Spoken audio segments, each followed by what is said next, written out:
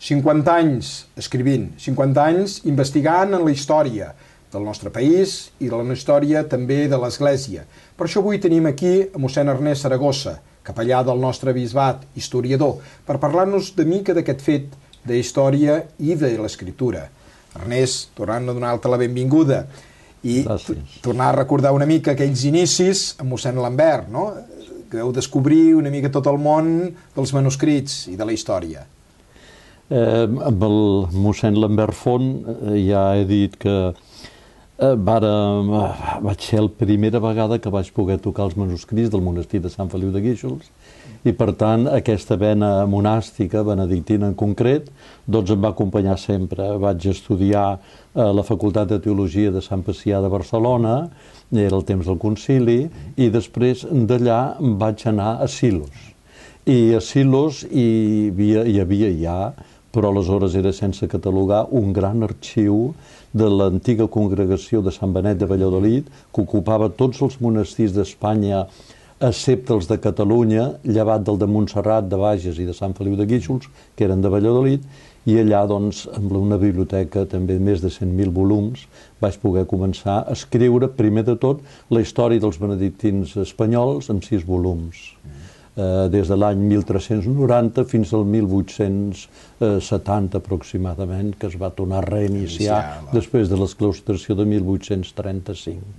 I ja de petit t'interessava el món d'escriure i de l'escriptura, suposo, no? Perquè tenies unes certes inquietuds, perquè suposo que això no ve de cop i volta, malgrat que estiguessis en un monestir com a Silos i que hi havia molts de llibres i molts manuscrits. No, jo em penso que jo de petit tenia molta afició a col·leccionar coses, cromos, etc., les races urbanes, els animals, etc.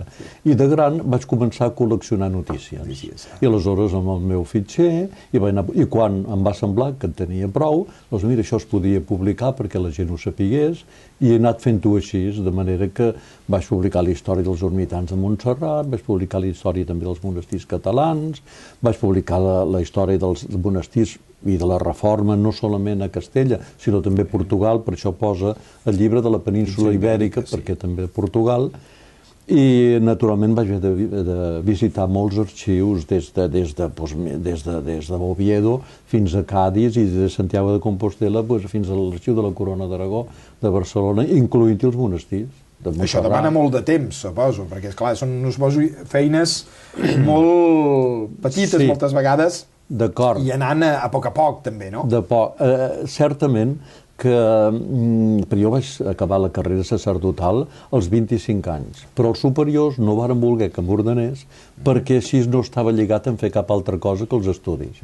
De manera que em vaig ordenar als 33 anys i em vaig llicenciar en Teologia i Història de l'Espiritualitat, vaig fer el meu doctorat, etc. Vaig tenir molt de temps i molts anys per poder-me dedicar a la investigació.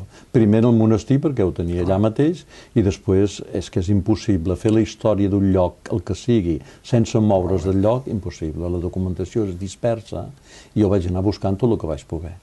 D'aquests anys, quina cosa és la que t'ha costat més d'averiguar i de cercar? Perquè, com tu has dit, moltes vegades les coses estan disperses. I tant.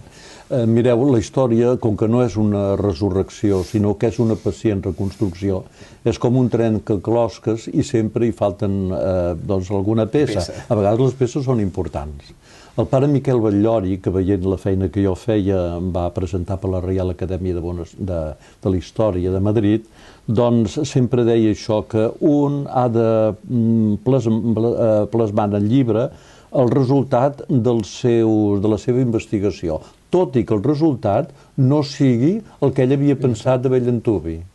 De manera que per això és important l'historiador, quan no sap una cosa, doncs dir, sembla que, segons diu aquest, si hem de creure aquesta font, si és cert el que diu, si és exacte. Per tant, també reconstruïu els fets. Clar. El que passa és que la història autèntica personal normalment no es fa mai si no hi ha pas una autobiografia, perquè sempre estem treballant sobre documentació oficial. Una fundació d'un monestir, una donació, són donacions, documents oficials. Allò personal, a vegades s'atribueix, també pot ser un alcalde, però posem un abat, doncs que va fer aquell pont, però era contra la seva voluntat. El que passa que es va fer en el seu temps, i amb la seva signatura, els documents, i li atribuïm. En realitat, doncs, qualsevol institució no és una persona sola que va al davant, sinó les altres que l'ajuden, a vegades eficaçment. La història, a part de reconstruir uns fets, per què ens serveix avui saber dels monestirs benedictins o d'unes capelles o d'una història? Per què ens serveix avui dia al segle XXI allò que van fer aquells homes ja al segle XIII, XIV, al 1500? Què ens aporta? Mireu, la història ja és clàssica, és mestra de la vida. Jo he estudiat, però no vull repetir cap situació de les que jo he estudiat, de manera que hi ha gent que s'emmiralla en allò i voldria que allò tornés a implantar-se. No, això és sempre he mirat endavant i penso que vaig ser dels primers capellans que vaig fer servir l'ordinador i tenim, doncs, a les parròquies la primera visita interactiva, saps, virtual, que em penso que ni la catedral el té, de manera que la història va molt bé perquè es veu que els problemes es van repetint i totes les coses repeteixen, però no de la mateixa manera. Cada temps té les seves situacions. Cada temps. De manera que en moltes coses veiem que hi ha un temps, que hi ha abundància de vocacions, per exemple, i després d'altres que no n'hi ha. Aleshores, la història es va repetint. El que no podem fer és l'error que cometem tots d'una manera natural de comparar la situació actual amb el que passava quan érem petits. I esclar, aleshores posem Sant Feliu de Guíxols, quan jo era petit hi havia 7 comunitats i 7 o 8 capellans, o 9. I ara només hi ha una comunitat, que són 3, i un parell de mossens. Clar, però si anem 150 anys enrere, tampoc només hi havia una de comunitat. I els mossens tampoc eren tants, perquè no havent-hi comunitats tampoc necessitaven tenir el mossèn per la missa quotidiana. Molt bé.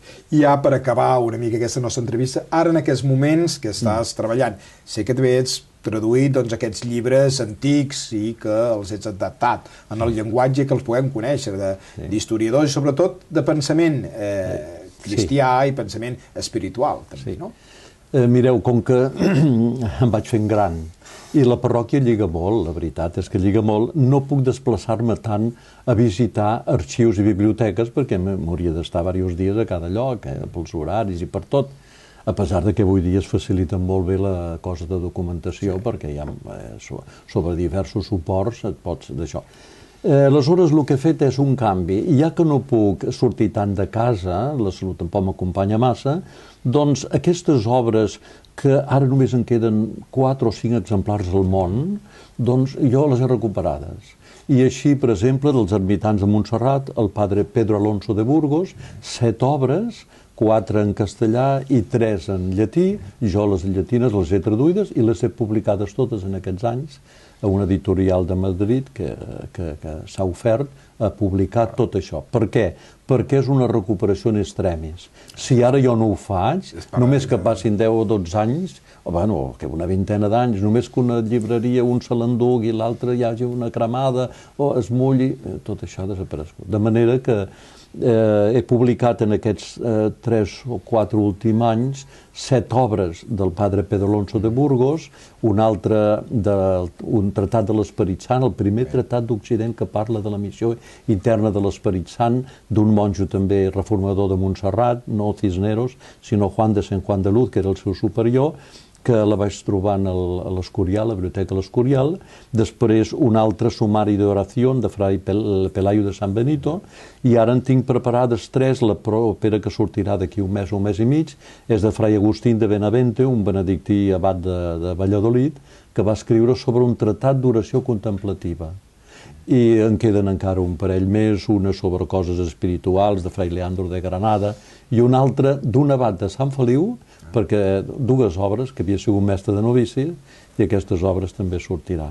Molt bé, doncs t'encoratgem i continuant la teva tasca en aquests 50 anys dedicat a la vocació d'escriptor i a la recerca històrica, i que moltes gràcies per avui haver-nos acompanyat i donar-ne també aquesta lliçó, penso, de magistral, d'història i de coneixements i d'estar estimar també les coses que moltes vegades ens han ajudat a portar-nos i a ser avui fins aquí. Gràcies a vosaltres per l'oportunitat que em doneu d'explicar-ho. I a vostè, si Déu plau, ja ens tornarem a trobar al proper espai de Camí de Vida.